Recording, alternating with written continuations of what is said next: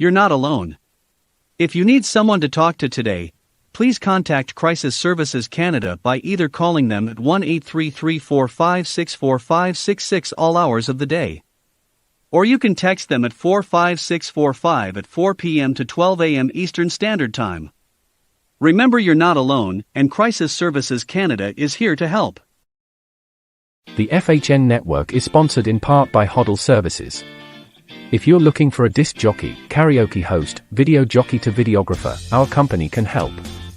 With over 20 years of experience, we would be happy to help with your special event within Ontario, Canada.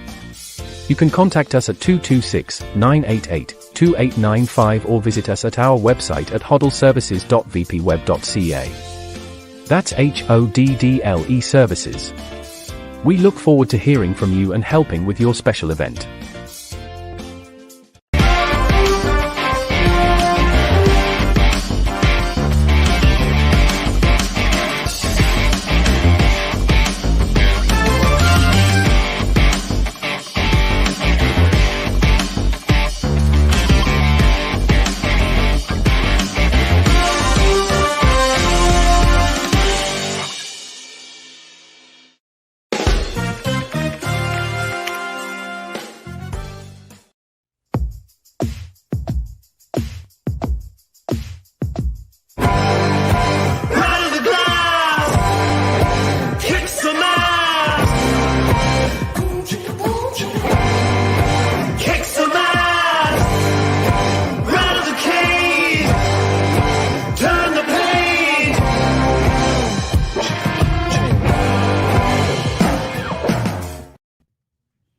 What's up, OTP fans? Thanks for tuning in to the live recording of Season 3, Episode 14 of Off the Puck Hockey on the FHN Network and the ASTV Network out west. I'm your host, Tyler Fines, and you can catch Off the Puck Hockey on Rogers TV Channel 20 and Channels 13 every Saturday night at 9 p.m. Check out new episodes. You can also view our live recordings Monday nights. Same show you're going to see on Saturday. But you can see it here live, 9 p.m. on Facebook, YouTube, Twitter, and Twitch. Just follow at Off the Puck Hockey to find out our dates and times. Tonight, it's the Fines and Styles host. Mr. Walker is in an emergency COVID meeting regarding his junior team. We are definitely going to talk about COVID and how it's affecting the hockey world right now. But we're really hoping that he comes back with good news. I guess we'll see. Styles, what's going on, fella? Not bad, buddy. Not bad. Busy time of the year. Getting ready, holiday season. Just had we did our family Christmas on the weekend there, so it was a busy weekend. Got one out of the way, got the other one still to do on Christmas Day, but busy just like the rest of us. And what about you yourself? Yeah, no, things are going great. And like I said, we got my hockey school's up and running. We're back on the ice, and we got the in-laws in town, and so it's been a really nice break. And looking forward to a couple of weeks off of work, but really excited for tonight, because I wanted more last time and we couldn't do it because time is again our enemy. But this is part two with Mark Fera, who owns one of the largest Toronto Maple Leafs memorabilia collections on the planet, if not probably the biggest. But we're welcoming him to the show. Mark, I'm really excited to have you back, fella.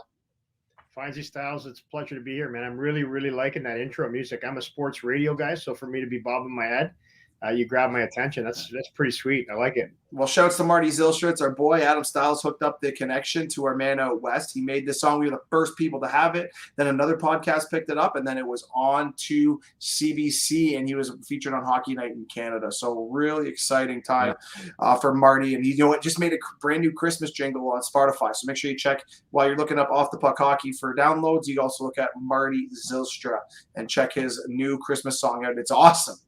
It is good. It's a good catchy. It is, isn't it though? Yeah. It's really tough to find good new Christmas songs, and with no hockey going on, I'm looking for anything new at this point. Like, what have you been doing with your lifestyles? Like, what have you no Leaf game? Like, do you wear any Leaf clothing at all? Working kids, man. Working kids.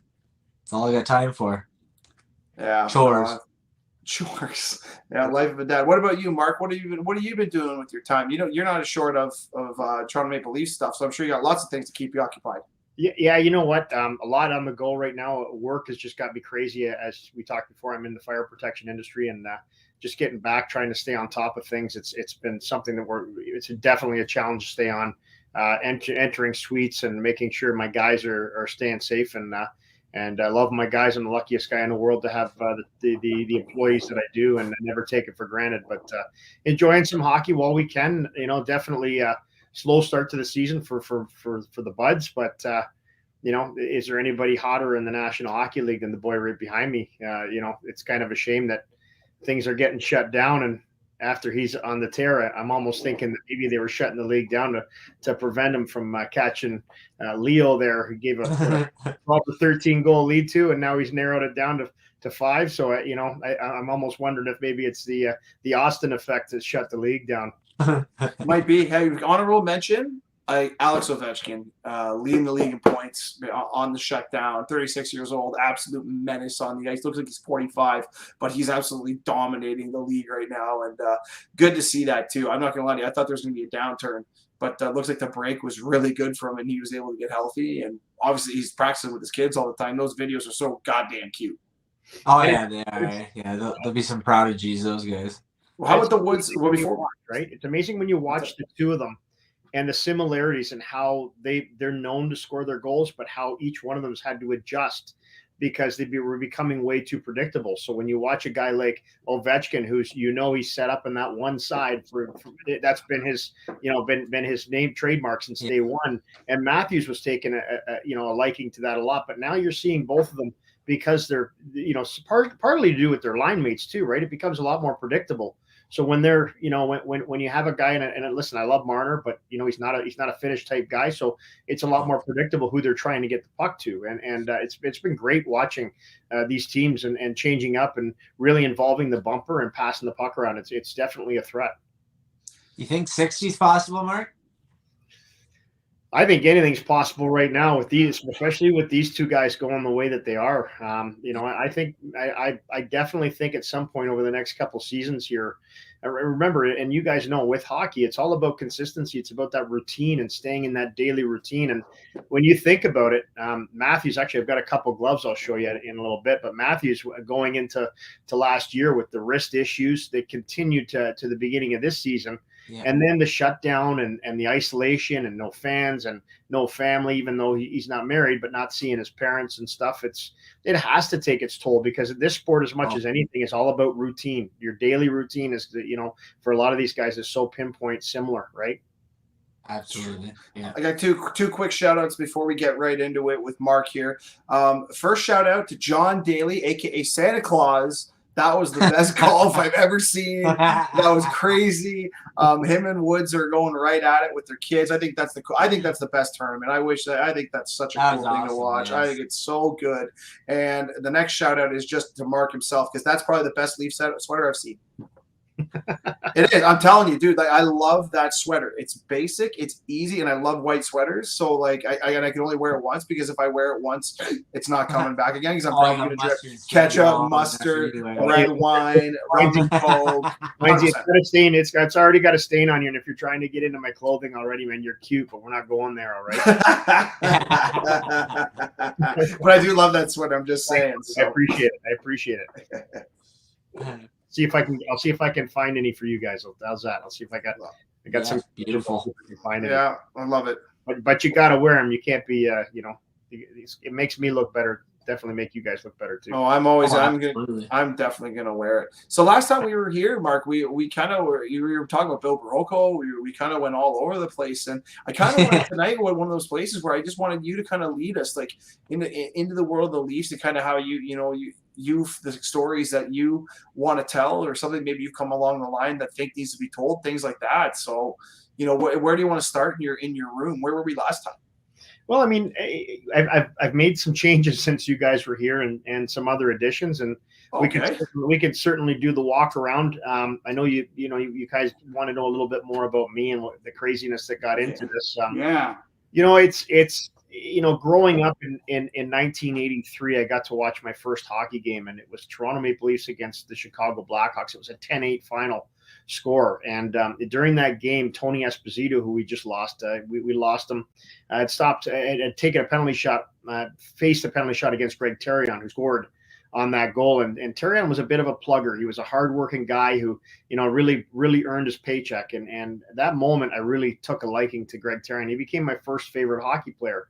But it was a little while later that my dad had kind of come home and brought me, after collecting all these cards. I had well over 150,000 sports cards at one point. And he brought me home this Greg Terrion stick. And the value's not there, but it meant so much to me that I could actually own something that the players owned. And so I was invited down to a game one time, and that game was in the End Reds, right above where the players would come out. And there was an usher there by the name of John Paul Roby. And we were very young at the time, because back then the arenas were known to be safe, right? People didn't go there to think that your kid was going to run into any problems or trouble. It was kind of like another church. It was our sports church, right? And so there was an usher there by the name of John Paul Roby, and it started by bringing him coffee, and then it started by him saving us a seat, and then promising memorabilia. And if you come down tomorrow, if you can come down to the practice, I'll make sure I get you something. And I was very easily influenced young man, as most of us were. And I mean, I was in elementary school at the time, sneaking on the GO bus in Brampton, leave Bramalea and take Brampton and take the road to Dale and go down. And people were always wondering, like, what's this kid? Like, I mean, why aren't you in school and stuff like that? So I would be using players' names, because that's what John Paul Roby would tell me what to do. And so there was a time in my life in Maple Leaf Gardens that I really don't want to remember, but it is a part of my story. And so I was in a position where I was abused by John Paul Roby in Maple Leaf Gardens, and alcohol was involved, and a young boy not really knowing what that stuff was or anything. And so all these years I was promised stuff and never given anything. And I don't know whether it was subconsciously or what, but I just started taking a real liking to the stuff that was promised to me that was never given to me. And so I've kind of I combined with the fact that my greatest memories were in the stands, sitting in section 67, row F, seats 1 and 2. I really wanted to help keep the tradition of this team alive, because I felt during the Ballard era, throwing stuff out, getting rid of stuff, it was just, there was nothing ever kept. There was no history of the team. There was no retiring of numbers of players. The only time your number was retired was if you died or you were severely injured during while you were on the, representing the Toronto Maple Leafs. And that's why Bill Barocco, we've got 2 numbers that were retired, and the rest were all honored. And it wasn't until Dave Keon came back in 2017 that he demanded that those players' numbers are retired out of the respect to what they have given. And so back then, George Armstrong, for example, would be number 20, and his favorite player would be Sil Apps. So Sil Apps would give him permission to wear his number. So a guy like George Armstrong, who started with number 20, would be handed over that sweater, and he would wear it. That's why you're seeing some of the numbers retired twice. Timmy Horton, the Armstrong, some of them are retired twice. So for me, I was really fascinated when I walked into Maple Leaf Gardens, and the first thing that you would see were these big, huge pictures on the walls, and the players were almost staring at you. It was almost lifelike. And so when I would walk in, it would be fascinating and almost haunting. And so when you looked at the abusive side of it, it set me back a long time. I mean, I struggled through school. I struggled to trust. I struggled to really understand a lot of things. And I really became, I was a very opinionated young man, which I still am. But, I was a guy that had a lot of, issues. And when my friends were settling down and getting married and having babies and stuff like that, I was still struggling with that. And it wasn't until, probably 15 years ago now that I really started, and I'm 48 now, that I really started to figure things out. And, I never went after the Maple Leafs. I never, just because of my loyalty to them. And I never I was in counseling for years. I still talk to my therapist, very open about it. I mean, it's it doesn't make you a bad person if you're struggling, and in today's world, it's very important that we all support each other, and it's always good to get great advice. It's always good to get great advice from people who are professionals and neutrals, and people that aren't going to judge you in any way. And so, so trying to keep the history alive, working on myself, and trying to make myself the best that I can. And we all got a lot of work still, but I try to understand people a lot better now. I try to look at everybody, and when I was scouting, I was privileged enough to work with Dan Marr and the Atlanta Thrashers as a local scout here in Ontario. And the first thing he said to me day one is, he said, "Don't ever judge anybody on your first impression, because you just don't know what they're going through." And I think it's very important that we all look at that and kind of move forward with it. But I mean, the collection started out with a Greg Terry on stick, and now it's kind of carried on to, I believe it's over 129 game worn sweaters. I think I counted 19 Austin Matthews alone. Jesus. Yeah. So this one right here is his rookie development camp from very day one when he wore 63.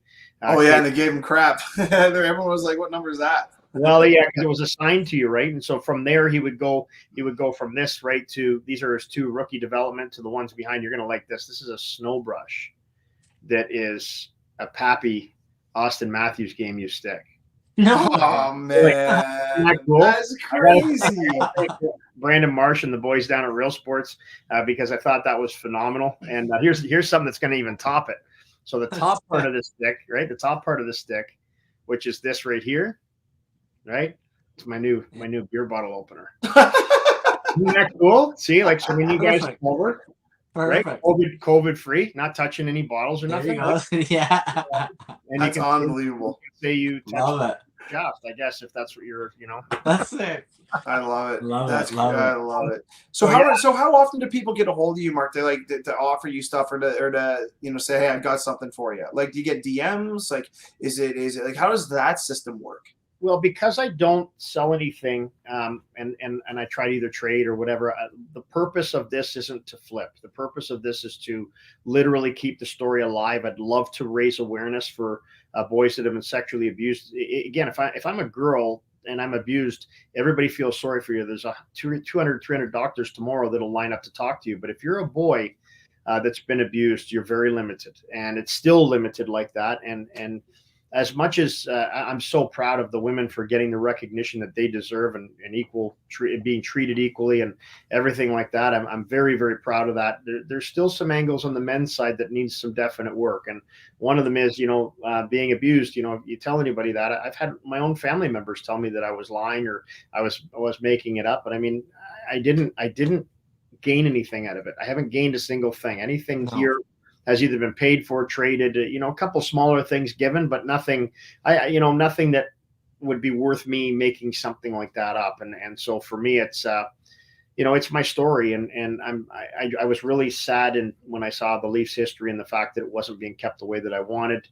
Mike Fera and the Maple Leafs have done a great job for keeping the presentations and keeping the players around and doing things. But I like the fact that you should be able to go and touch things. I like to be able to say, "Hey, listen," people will say, "Why is this sweater not behind glass?" Well, I like to touch. I like the feel of the old sweaters and the repairs. And, and my girlfriend is just kind of sitting over to the side here. She's, she kind of laughed at me and she said, like, when I first started dating her, Rita would say to me, she'd say, I don't really get the fascination for collecting men's youth clothing, but she's now a year in, she's an absolute Maple Leaf diehard, and she's a Willie Styles fan, and I just got her first Willie Styles jersey, the first '88 sweater he wore as a Maple Leaf, and she loves it. So she's Willie Styles. How do you not have that jersey? Like, how do you know that, right? Yeah.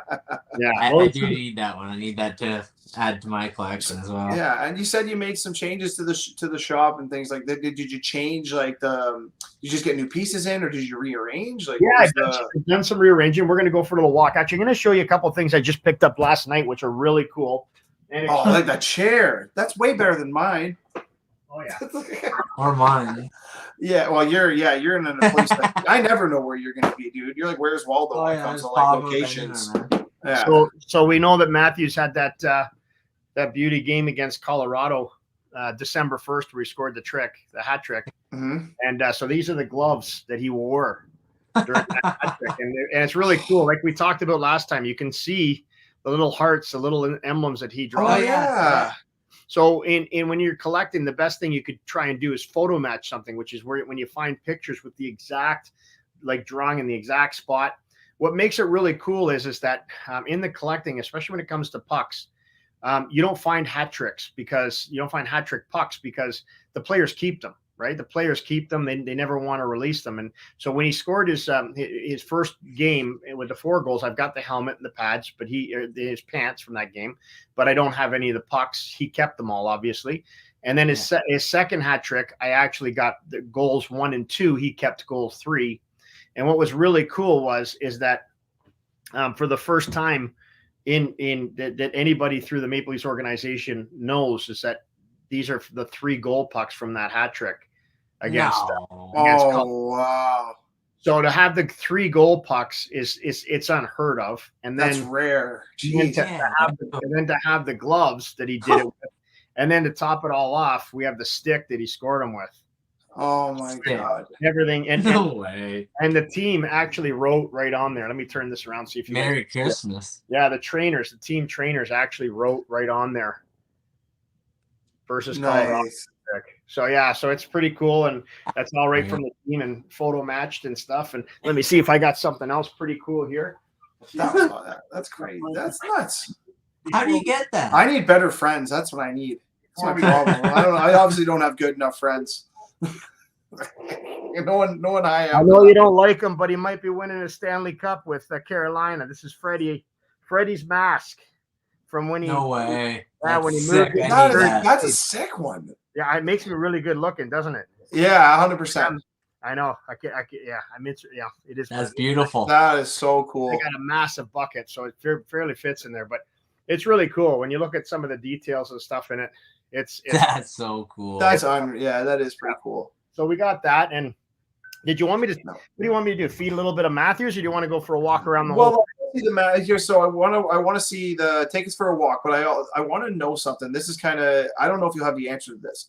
Okay. So there was I'm not sure, I can't remember if it was Shanahan or Hall. One of them used like 9 pairs of gloves a game.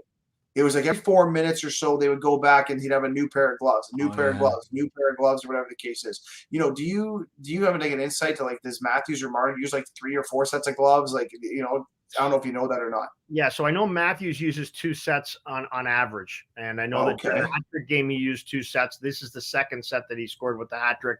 A lot of players, because these gloves, like they're like mittens. They're almost like wearing snow gloves compared to the old ones. And it was funny because when I had Ricky Vive over here, he grabbed a new set with his own, and he was like, "This is unbelievable," because you'd play 2 seasons, 3 seasons with gloves back in the day, right? Yeah. You know, palms and everything. I got a pair in the other room of palms that were actually like they used to talk about. The palms are gone, so you could fight. You could grab a guy and you could, you know, scratch him, do whatever you had to do, right? So some of that stuff it's cool. Yeah, it's pretty interesting for sure. Okay, yeah, I like that. Yeah, because I like that because there was another one. So Curtis Joseph, I don't know if you know this one. Curtis Joseph had to drill holes in the bottom of his skates because he sweat too much. Yeah, guys are really particular with knowing and making sure that things remain dry, right? That's number one for them. They're very, very, you know, guys just don't like that feel. If there's any dampness, they want it off. They've got the dryers on the bench. They've got things going on a regular basis, right? So, you know. Mm-hmm. But yeah, last time you guys were here, we found the Barocco. Yeah. There was one room you went into. I don't know if there was one room you said we didn't see. I don't think. Yeah, this one here before we go too far, I've actually changed it completely. We've got about 9 sweaters in here, and we've actually got that sweater that we talked about last time. This is a phenomenal sweater. I didn't really get much into it last time. It's the only known sweater from the 1967 Stanley Cup Final. Okay, and the reason that they knew that was the Tulsa Oilers were the Leafs' prime team back in the day for their number 1 minor league team, like the Marlies are today. And so they started wearing this logo for the 67 playoffs. Okay. And there's a Dave Keon in the back, but they went from this logo here to this logo for the start of the 67 playoffs. And so, the team wins the Stanley Cup. They collect the sweaters, and the sweaters aren't seen again. So Tulsa Oilers, they show up in their to do their training camp, and there's a box of sweaters sitting on the floor. The Toronto Maple Leafs were very popular for handing sweaters down, whether it be the Winnipeg Monarchs or any team that they had there that was affiliated with their team. So it was likely that these were going to be passed down in a new set. So one of the players on that team grabbed the sweater, tucked it in his bag, brought it home, and it sat in his house since 1967. And actually he would get caught wearing it around the house. And you can actually see he actually painted in this sweater. And this is Ronnie Ellis's sweater. He only wore number 8 for the first year and a half of his career. And a very, very, very rare sweater. So very cool. Very honored to have that. That's awesome. And actually we got a Jacques Plante stick up here. The last time there's Jacques Plante. Yeah. And then there's Johnny Bauer's in the background and Terry Sawchuk's in the back here.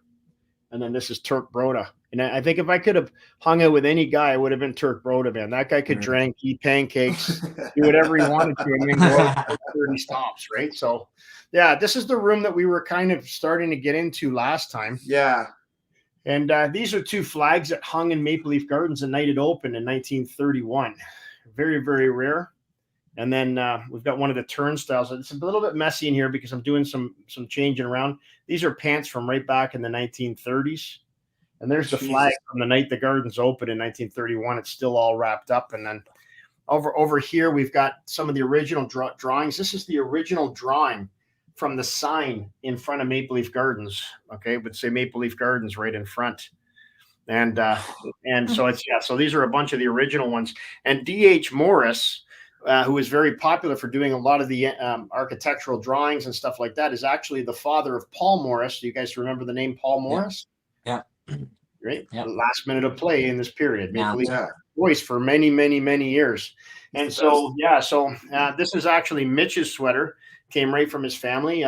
This was the sweater that he wore when he scored the goal in the Centennial Classic outside. And then below that, we've got some of the original Type 1 photos of Charlie Conacher and some of the players' skates. And there's a player's bench from the home team dressing room. And you could tell that it was a home team dressing room bench because it was bleached. It was the blonde. It was light wood on the top. And then we've got the old tape box from the Leafs. And we've got the water bottle from the Leafs bench and ticket takers. And there's all kinds of stuff in here. Here's a really cool thing for those people that aren't Leaf fans. Here's a New York Americans coach's jacket from 1935 to 38. Now they were a very early defunct team, and a very popular one still with certain collectors. And it just smells old. It's crazy old. And then just in here, here's some skates and stuff that were found. Oh, those are cool. Yeah, these were found in a box, and I apologize, it's really messy. No, that's fine. Oh no. And so this stuff here was actually found in a box in Maple Leaf Gardens. It was labeled Arena Gardens. So this is likely stuff that was used in the arena prior to Maple Leaf Gardens. And one of the original type of skate sharpeners. And then, you've got some of the old for different types. These are some from different types of the world, but they all came from that box. That's believed to be part of the skate sharpener from Arena Gardens, which is where the Maple Leafs played before 1931. Crazy. We've got Johnny Bauer's wedding invitation. No way. Yeah. That's sick. People have everything. That's crazy. Oh yeah, absolutely. I've got the bobblehead here of Sheldon Keefe. It's pretty much mine. It's not really Sheldon Keefe, but it's close enough to my head, so it works for me. And there's a picture of Rita, my girlfriend, in the background there. She's in her pajamas, so she doesn't. She wasn't any part of this. Yeah, actually, the cool thing is this is one of the home team benches and the visiting team bench from Maple Leaf Gardens. That the sweaters, these weren't, only one was here in the other room last time, so I've moved the other 2 home from the office since the last time you were here. And something that I didn't show you last time, which is really cool.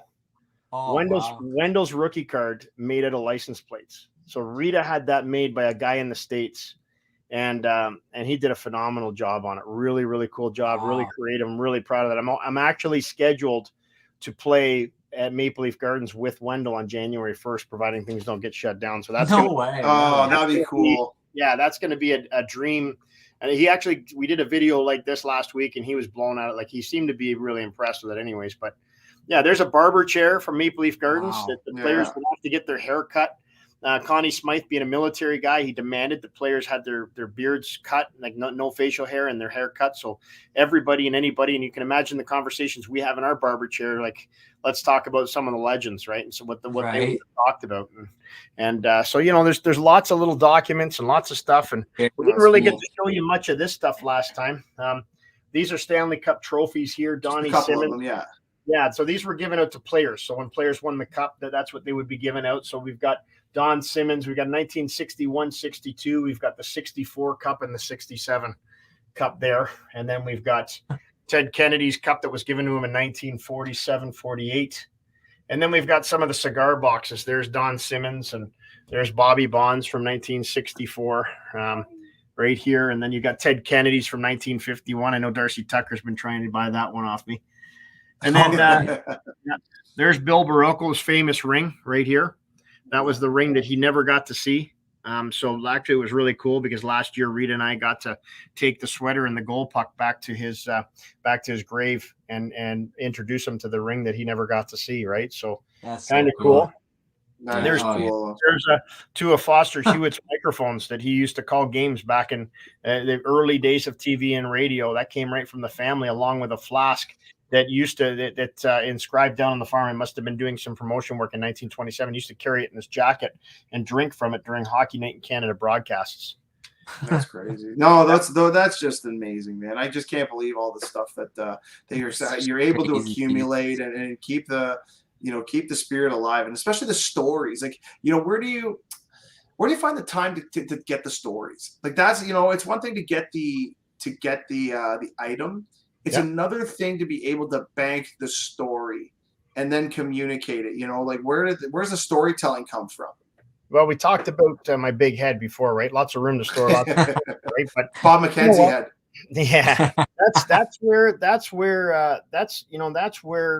the fascination is for me, right? You have a story, Styles has a story, like everybody's got a story, and I loved the fact that we can bring all of these stories together. Where the story behind Tiger Williams' last sweater he wore as a Maple Leaf, and all the shenanigans that we'll say shenanigans right now that was going on back against the Habs in 1979, or it's just even like this here. Like, this is Andreas Janssen. Remember, he played with the Marlies. Mm-hmm. Yeah. That's his memorial. His Calder Cup MVP trophy, found in a locker.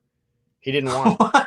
Yeah, he didn't want it. Yeah, he didn't want it. So it was left there. He didn't pay for it, and it was gone. And so, everything has a story, and that's generally why I'm interested in something, is because when you get a chance to see something really cool, you enjoy it, right? You try and soak it up and enjoy it. And, here's a program, Timmy Horton's last ticket stub from his game in Toronto. Oh, that's a cool one. There's the telegram that was sent out by the National Hockey League to the Buffalo Sabres, letting them know their player had died the night before.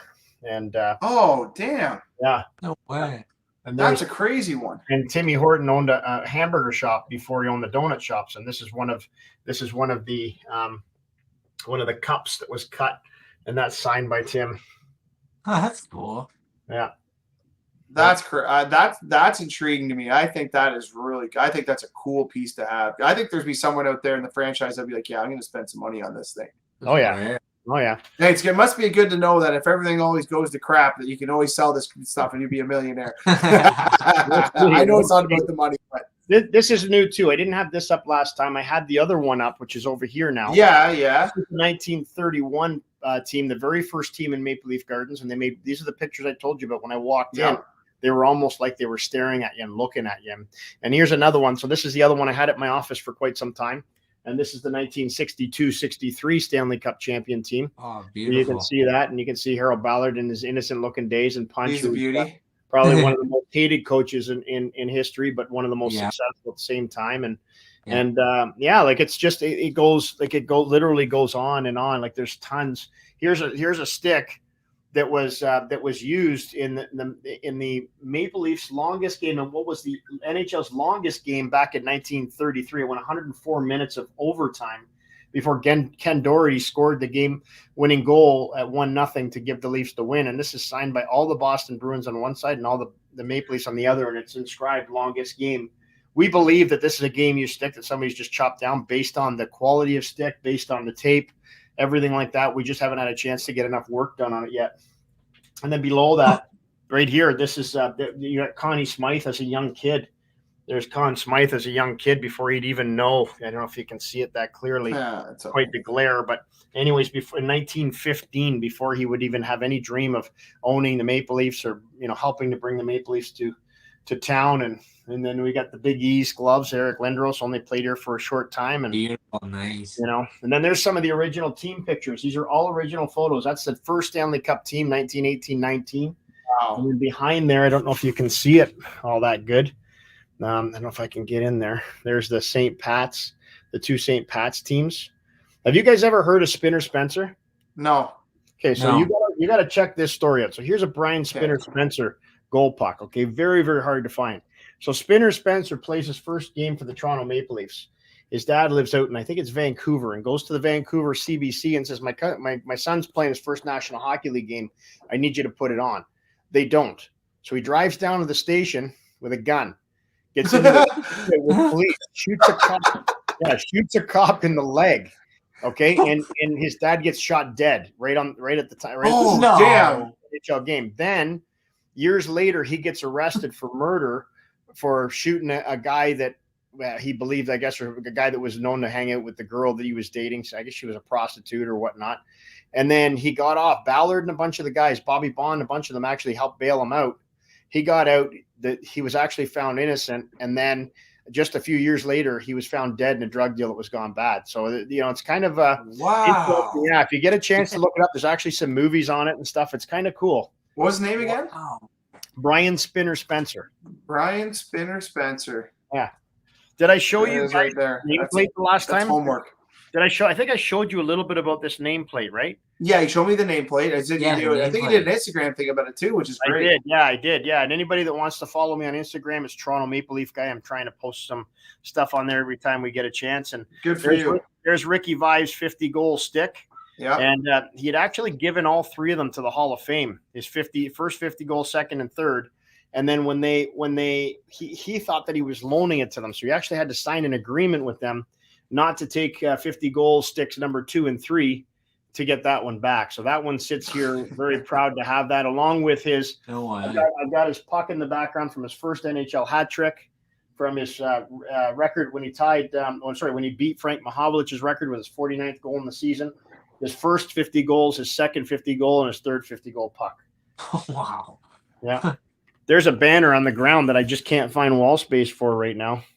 That's Turk Broda's banner from Maple Leaf Gardens. Really? Yeah, and that goes in the back with Charlie Conacher's and George Armstrong's.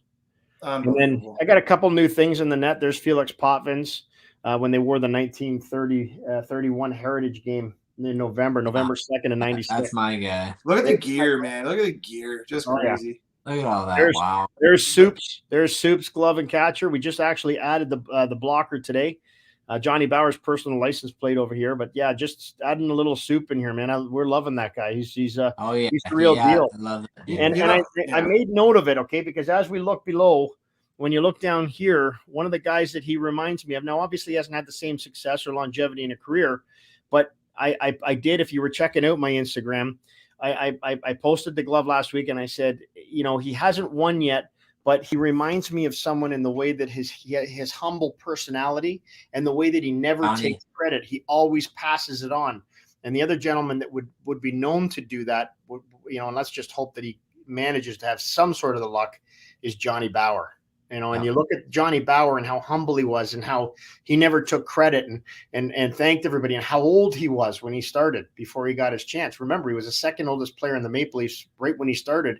And from his second year moving forward, he was the oldest player in the National Hockey League. And how many years did he play? right? So, and I'm actually standing on the carpet this was in the dressing room. And if you get a chance to see the print, let me suck that in there, boy. She's is that this is actually the mat that you would be allowed to step on when games weren't taking place. And if I lift this up underneath, you can actually see the white maple leaf. You were not allowed to step on that. Okay, I was just going to say somebody is going to come to your house and beat you with a bat because you're not allowed to do that. No. On the middle, and I figured you do that. The rules are tight here, boys. The rules are tight. And then I think we got in a little bit. We got a little bit more Matthews right here, but I'm not sure if we got into that. The coolest thing about this helmet here last year is the coolest thing about this. Let me just take it down for a sec. This is actually the 4-goal helmet that Matthews wore when he scored the 4 goals. And how it came up, the cool thing that the team was able to identify it was when it came up, it had that 34 in the back, but it had no logo on the side.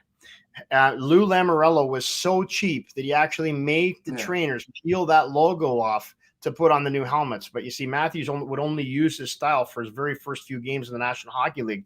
So they didn't need that 34 because it would be up a little bit higher, more to the center of the helmet with a lot smaller 34. So they didn't need it. So that's how they were able to identify that was the helmet from the 4 goals. So it's kind of neat as well.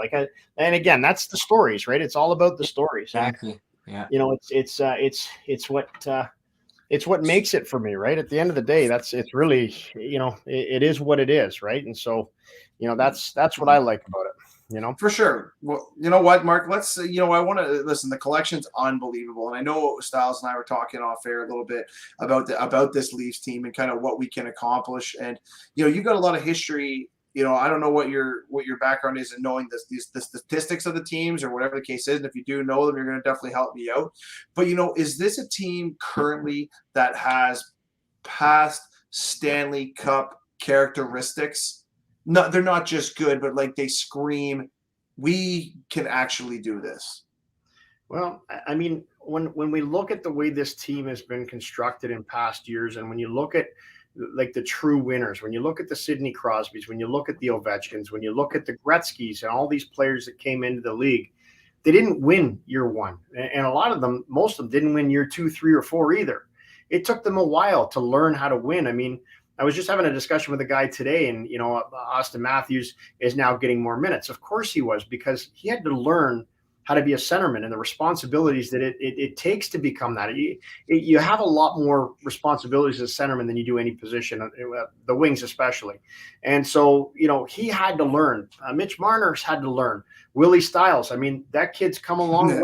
Everybody was ready to write him off, and he was our best player in the playoffs last year. So, John Tavares, getting a healthy John Tavares who has had to endure the boos in New York and realizing what it's like to be the evil guy for the first time in his career. Although I think we still have more wins, and I think he still has more wins in their new arena than they do, if I remember correctly. But I think it takes all that, and you can have all the pieces in the world. You can have we're great on defense. We've got Jack Campbell, and we've got 2 other goalies that we think could step in if we need to.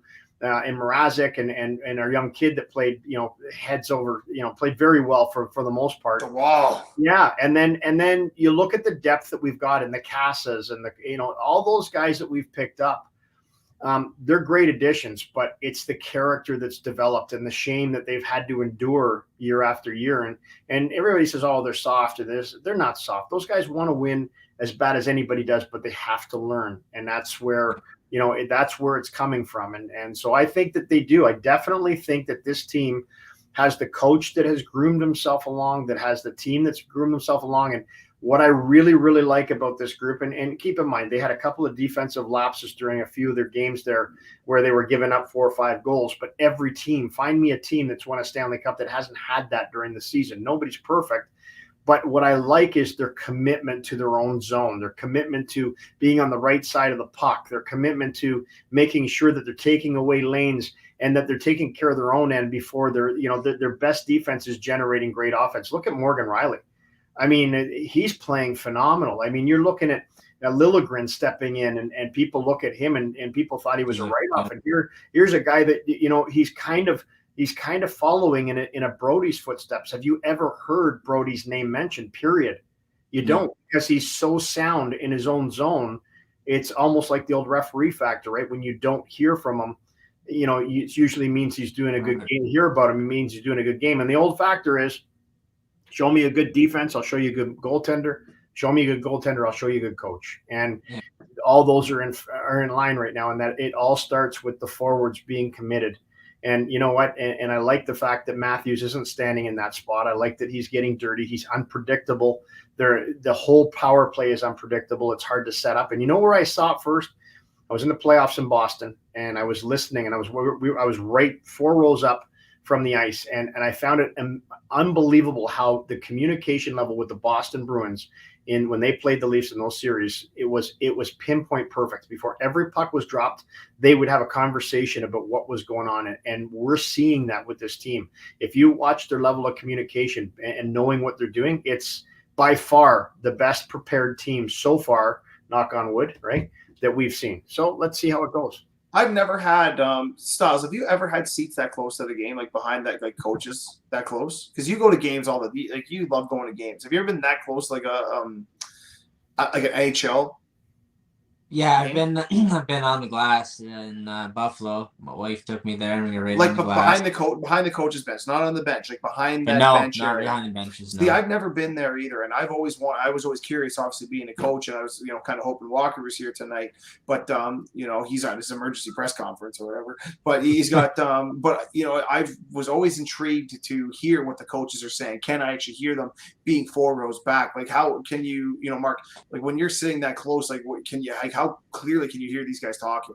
Oh, you can hear it. You can hear it for sure. I mean, I remember when just before the Kadri hit in Boston, and I think it was Patrick Marleau that was run in Boston. They took a good, healthy run at him, and we kind of thought that there should have been a call made on that. Almost looked like a knee on knee, and you could hear everything as clear as a bell. Like, I mean, you generally can, and I mean, just last year alone with no fans in the stands, look at what you were hearing on TV. Right. So you can hear it pretty good when you're kind of down close, for sure. Especially when a coach isn't happy and wants to let a referee know about it. You'll hear it real loud and clear. Speaking of knees, Styles, was that a knee on Sandin? I'm intrigued on the Sandin one. It was a couple weeks ago. Yes. You think it was a knee? Okay. Absolutely. Yes, it was. Okay. All right. I'm going to Mark. Mark, what do you think? Do you think that was a knee? I definitely do. And going back to the Spezza, I know we're going to talk about Spezza in a second, right? Yeah, that's the next part. Watch the video on Spezza and watch the player commit to going down last minute to grab the puck to throw it out. Okay, because he's got no stick, he's defenseless, he's grabbing it, and so Spezza's taking a shot, but he's going body to body. Even when he goes down, he's looking to go body to body, and he drops last second. Right? We have to remember one thing, guys. And I say this all the time when I go to games. It's easy for us with the remote control in our hand to look at the play on 15 different angles and analyze it. It's hard when you're skating at NHL pace with another player who's moving at NHL pace to be able to make that split second judgment so quick that you just don't, it's so hard to read, right? And that's why it's easy to make the call afterwards, right? It's always easy to make your call when your cards are facing up. But to make that play in a split second, it's really tough. Well, look, I'm on the opposite side. I didn't think it was a knee, and it had nothing to do. It 100% was a knee. No. This is going to sound weird. It was a knee, but it wasn't intentional. And because it looked like he was shooting the puck and they kind of collided. I don't think it was a knee. I'll take this. Like I said, I just don't want to see anybody get hurt. But in my opinion, I don't think it was a knee. That's just my 2 cents on it. Well, I mean, I don't think it was a dirty play, but the fact of the matter is, again, if a player's going to move around you, what's your first instinct going to do? You're going to turn, and the first thing that's going to turn is your knee. So as soon as you turn, you're exposing that knee right off the bat, right? So even though it may not have been, he may turn around and say, listen, I never meant to do that. The first move you do is you're opening yourself up. Yeah. And that's when you're looking at the knee on knee, right? So, it's great debate. And listen, I hope we get back to it, man, because no offense. Not that you two aren't pretty faces, but I'd certainly rather be goals right now, right? I know you're telling me. I know I'm missing it right now. Yeah. Absolutely. Yeah, for sure. So you know what's behind me now. We got to look into it, and I should try and take some pictures of the engine and the pontoon of the office because it just doesn't fit down here. And I think if I move that down here, Rita's going to break up with me because it's just yeah, it's going to be a pain for sure. But no, I mean, we've got, and actually today I had a gentleman. We were talking about people that reached out. I had a gentleman who said, Mark, I've got some stuff I want to give you for your broco. I don't know if there's a health issue, but I'm very thankful that he kept me in mind. And he actually found the original newspaper from when they found this in 1962. And it's one of the few things that I actually didn't even think whether I had. So I'm looking forward to adding that. And it's, Rob Mcdougall, here's another person I didn't get a chance to talk to you guys about last time, but Rob Mcdougall was a very famous artist in Toronto with the Hockey News and Toronto Sun and stuff. And he would draw these characters, and he brought this over. This is an original that he made on Bill Barocco, and he just wanted to come over and hang out with a friend of his who's a very more famous Canadian musician. We'll talk about that another time. And we lost Rob. What a great man. And yes. I've been fortunate to have met a few people that have added things here, and we've lost them. And it's amazing how, not the fact that we've lost them, but how the fact that they were able to reach out to me and help to keep this going before we lost them. And it's sad, but I'm glad that I got to meet them. And they're very, as I've said 100 times, guys, like, this isn't. I often get people online saying, whether it's the jealousy or whether it's, you're not right about this point, you're not right about that point. It's everybody has a story, and everybody has, and this is part of my story. And when I say it, I mean, I'm sincerely the luckiest guy in the world, because this has allowed me to make new friends, which I call family, and people that are going to be forever in my life. And there's some people that have given me, the ticket from the first game, for example, and he lives in Timmins, and we don't get a chance to speak very often, but it's amazing. Derek is just an amazing guy, and his story behind that and stuff, like, it's just everything just has such an amazing story. That the Donahue puck, the puck, if you get a chance to look at that, guys, and you get a chance to YouTube Bill Barocco's 70th anniversary, you'll see the special we did with the Donahue family and the people that recovered it. And what a great group of people. Like, they're just they're classy people, right? And and then of course we got the Gord Downey print in the background. I love that Gord Downey pick. I think that's so cool. Here's the actual card too. I don't know if you can see it or not. Here, that card, that's actually signed by All the Hip. That's the card that he wrote the song on. Oh, right? No way. The card he found, yeah. And then here's the print here. I don't know if you can see it. I think that's so cool. I'd love to see. I can't wait to see that. So just a quick announcement for everyone that's going to listen or watch on TV. We talked to Mark, and we're hopefully going to do a live show from his basement one night. So we're really excited to do that with you, Mark. I think that's going to be so cool. And I don't want to interrupt everybody. We just got word. It's a breaking news that the NHL has officially suspended operations as of now. From the 22nd to the 25th, and then the 26th, they are going to reopen. But as of now, everything is going to be on pause for a bit of the season. And I have a feeling that extension is going to continue past the 26th, which is sucks. Yeah. Sucks. Yeah, I've heard from a source that I know that works directly in the NHL offices today that it looks like the Olympics are done. Olympics are done. Olympics are done. It's official. They're not. The NHL's not going. NHL's not going to. Yeah. That sucks. NHL's not going to Spengler. NHL's not going to the Spengler Cup.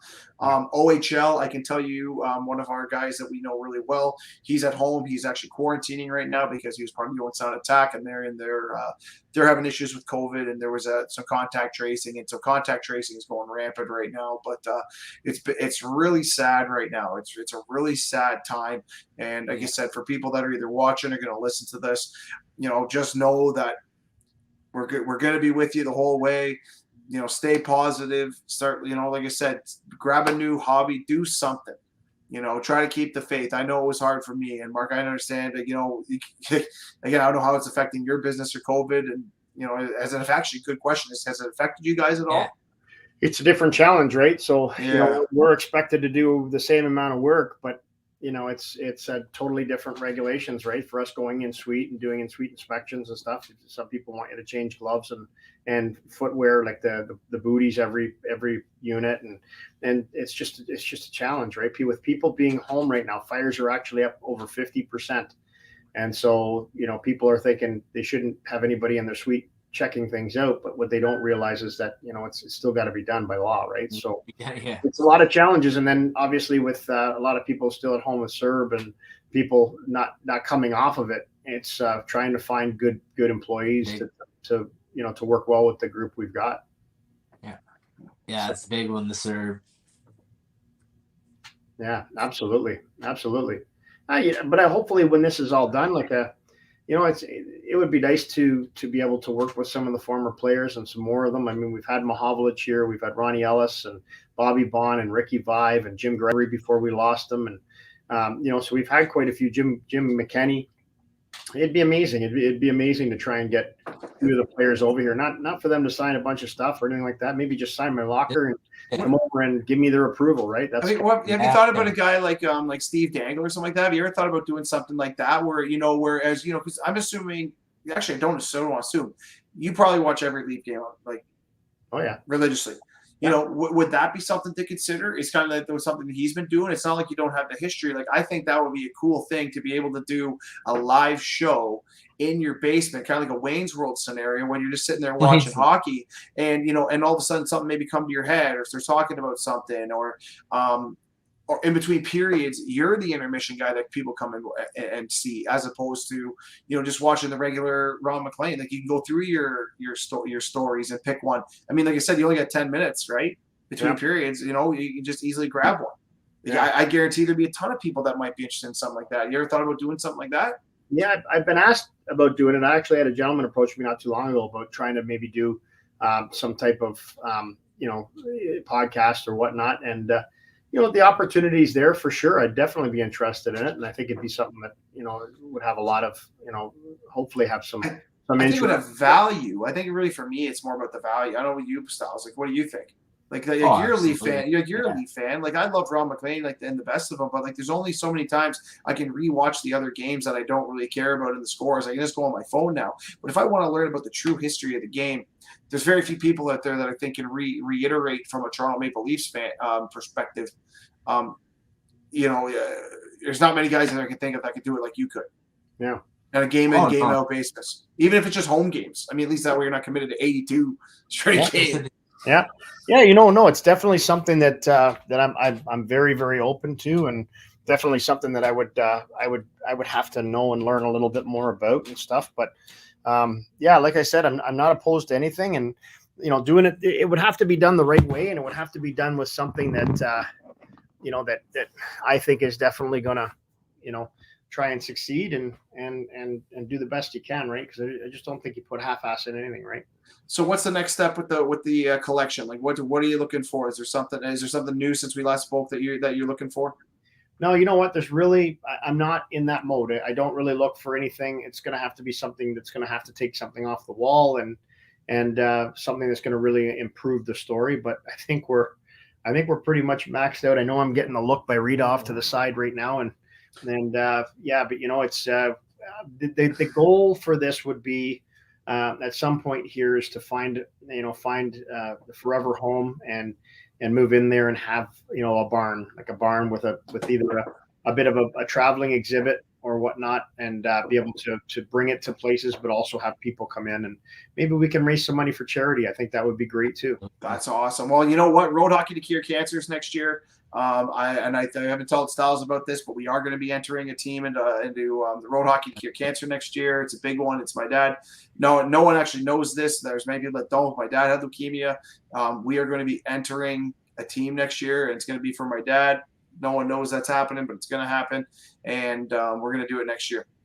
Because no one's listening to this right now. No one knows. This is just between us. Yeah, exactly. No one knows. But now there's some people know. Now they know on TV. But anyways, we're doing it. If you guys do that, count me in. I'll bring my game used brush and we'll smash it up. We'll listen, Mark, as always. Don't forget, we need the beer opener too. Yeah, exactly. Definitely gonna need the beer opener. I've seen how some of those guys play. And if we're going to need a few of those to make sure that we don't get, take away the pain by getting hacked on the ankles. But I want to thank you once again, Mark, for showing up for us. And thanks to everybody for watching. I mean, between Styles, Mikey, and I, we're blessed that we get the opportunity to be on television and to do this live recording for you and to listen to us over Spotify, iTunes. An absolute blessing. This is going to be our last show for till the end of the year. When we come back in January, hopefully we'll be playing. But I want to just quickly give everybody a Merry Christmas, Happy Holidays out there. I'm sure the guys would like to do the same. Absolutely, guys. Yeah, like you said, Findsy, it's a pleasure doing this. I really, really enjoy it. I like hearing guys from all the way from Mark to guys that play the game, to guys that coach the game, to guys that scout. Well, Mark's scouted, but scouts, everything, man. They all you hear all the different stories, and it's so great to hear all different stories. Everybody has a story. And I really appreciate you being on here, Mark. I wish you a Merry Christmas. I wish you Happy Holidays, and I wish all our viewers and anybody else happen to be listening, Merry Christmas, man. Yeah, guys, you know what? For everybody that's watching and everybody that's picking up the game, whether you know it, whether you don't know it, whether you love it or you're learning to love it, appreciate what you got. We don't know what's guaranteed for us in the future, and I mean, this pandemic, for one, is definitely putting everything in. So from my home to all of you guys and to everybody watching, we love you guys, and nothing but the merriest Christmas and great holidays and Happy New Year's. And I can't wait till we can do this live and reconnect, because I'm looking forward to doing it. And the beer's in the fridge, ready to go when you guys make it down. I like it. Rogers TV channels of 2013. Make sure you check us out on Saturday nights, 9 p.m. Rogers TV.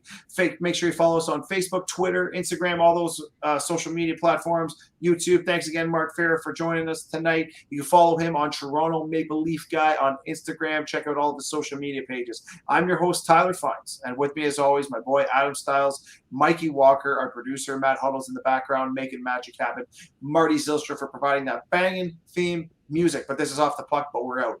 Let's go. Go Leafs, go. Go Leafs. Make sure to check out our past shows from previous weeks on our YouTube, Facebook, or Mixcloud channels. You can always catch up on podcasts while checking out our FHN Network channel on YouTube or Facebook. Or you can listen to an audio copy of our past shows on our Mixcloud channel at FHN_Network. The FHN Network, the future of entertainment.